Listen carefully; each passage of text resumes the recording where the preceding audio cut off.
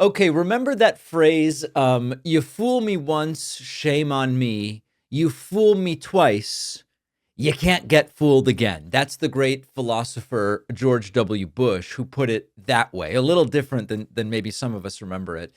This is starting to become a theme with members of this administration. This beautiful new shiny healthcare plan has been 2 weeks away since July of 2020, and yet we can never seem to get it.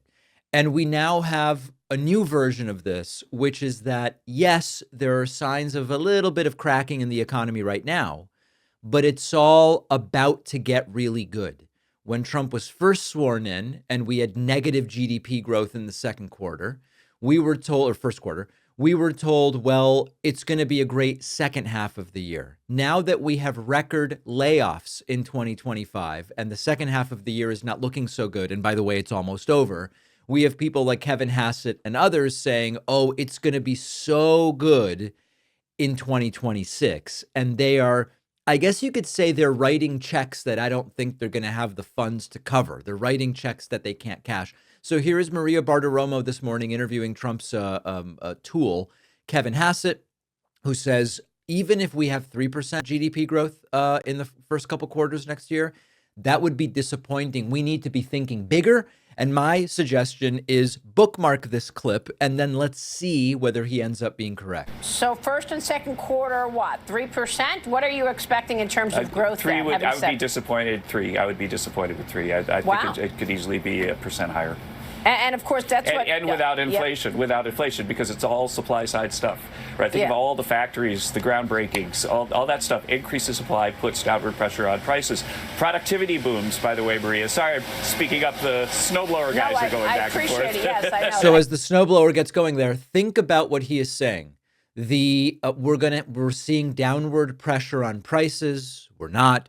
We are seeing productivity booms. You know, that's a more complicated one because, as many of you know, there are broader economic trends that have nothing to do with who's president, with whether it's a Democrat or a Republican in the White House.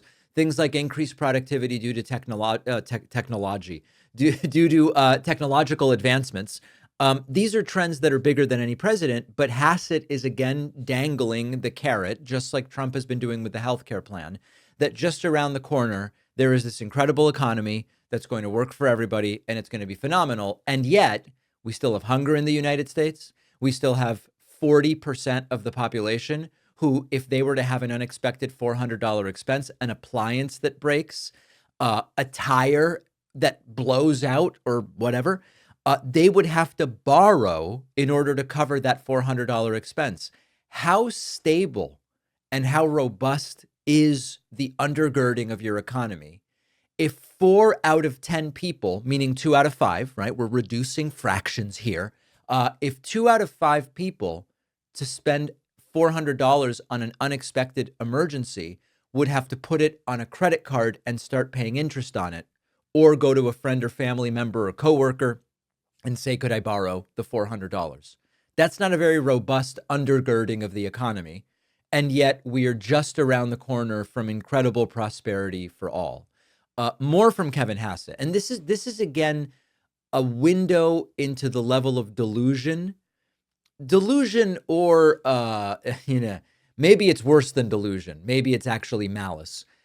Hassett saying AI soon is going to fix everything. So like if you're an employee and you want to figure out how do I make more money, you can ask ChatGPT, how can I make my boss happier?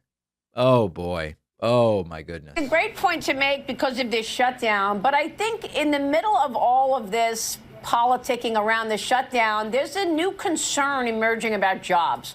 And it's really not about policy necessarily or about an economy that is slowing, because we know we're going to see a big impact from the big, beautiful bill next year. But Kevin, it's really about AI and the fact that artificial intelligence is going to create efficiencies that will mean a loss of jobs. And look, I get that we're going to see new jobs. I know that all technology changes require new training and new jobs. But what is the White House's message on AI efficiencies? What is the plan to come up with the proper training for people to thrive in this new world? brace yourselves for the brilliant insights into AI from Kevin Hassett. Right. Well, the best part about what we're seeing in the evidence, and there's an institute, my friend Eric Brynjolfsson at Stanford, former colleague over there, has been studying these things like pretty much there's a new paper every month, that there's a lot of good news in the AI space. And I would say that the best news is the way to think about what AI and its agents can do is that they can act as if they're like the best coach you ever had for whatever job you have. And so while you're trying to figure out how do I make my boss happy, how do I do what it takes to make the firm successful, it's like you've got a coach right there with you every step of the way. You know, I am I don't know if I'm on the same wavelength as most of my audience or not with the AI stuff, but like with most technological advancements, I kind of subscribe to the Neil Postman view, which is that trying to prevent the technology from coming to light and becoming widely available is a loser's game. You're not really going to be able to do that. And what we need to do is understand the pros and cons, the opportunities and risks of AI. And then we need to do whatever we can to harness the pros and limit the cons, to limit the downside risk. And I think that there are phenomenal things with these LLMs and chatbots, et cetera. But the idea that the panacea of the economy is going to be that people who would have to borrow to afford a $400 expense and are busy trying to figure out, how am I going to make rent? How am I going to get my kids to school now that my car needs a repair, which I can't afford, and meanwhile, wages are stagnant? The idea that we're going to solve that by going to ChatGPT and saying, how can I make my boss happy so that they'll give me a raise?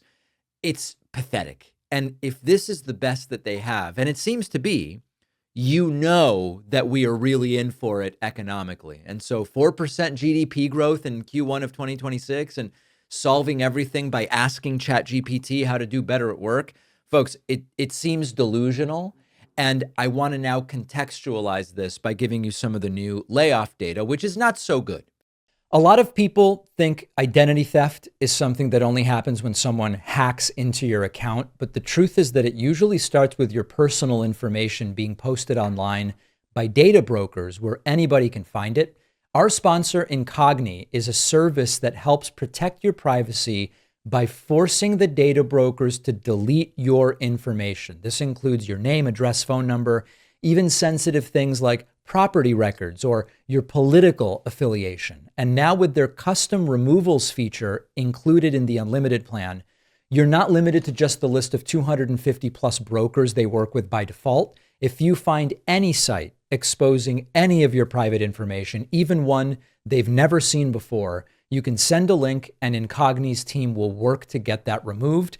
This is serious protection for you and your family against identity theft, against fraud, doxing, harassment, and Incogni's data removal process is the only one independently verified by Deloitte. Get 60% off an annual plan when you visit incogni.com/Pakman and use the code Pakman. The link is in the description.